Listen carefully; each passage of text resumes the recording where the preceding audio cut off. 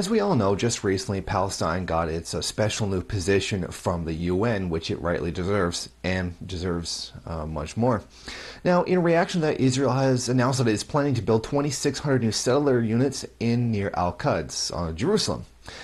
Palestine has decided that the best way to respond to this is to actually take them to the International Criminal Court, which is a very new development, something that I don't believe in history has actually been tried before between the two sides. Now, Palestine is saying that at this point they no longer have a choice and do have to resort to this measure. The intensification of settlement activity and all the Israeli actions from killings to arrests are pushing us to accelerate our recourse to the International Criminal Court.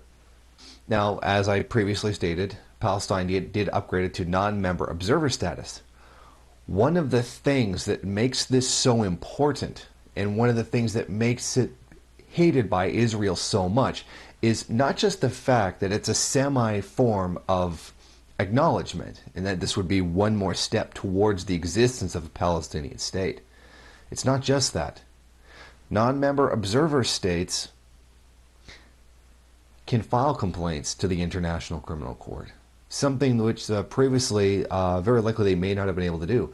Being a non-member observer state allows them to do this, and I believe it's this what Israel really was upset about when they got this kind of recognition. They can now seek criminal actions against Israel for what it is that they do.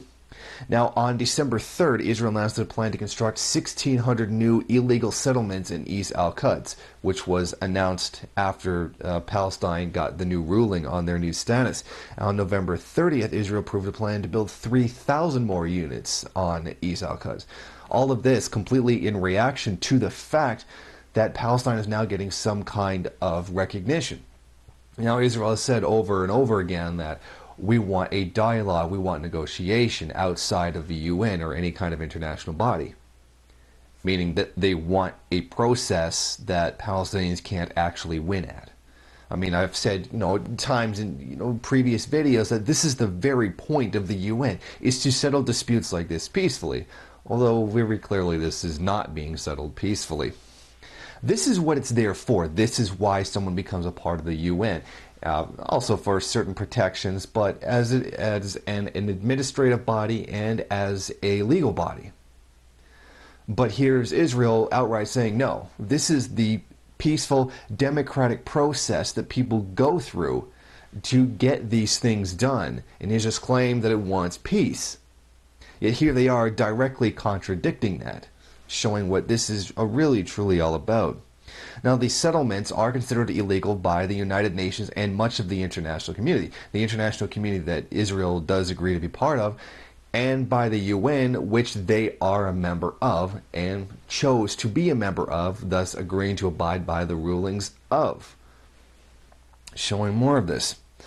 But as we do know, nothing will actually get done about this because as we have seen in the past, Israel is clearly a puppet state of the United States, and nobody is willing to contradict the wills and the desires of what U.S. imperialism actually wants.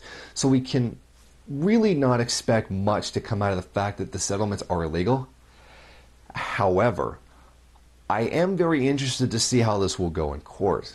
To actually going to the ICC, I would really like to see how this is going to turn out, because sometimes the ICC does not jump completely on the bandwagon of the United States. Sometimes it does, sometimes it doesn't. So it's actually really hard to tell what's actually going to happen in this case. So I'm actually pretty excited, looking forward to this.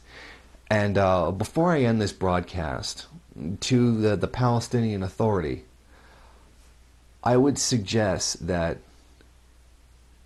if you could find a way, do this lawsuit in equity. Don't be a Lord Blackstone.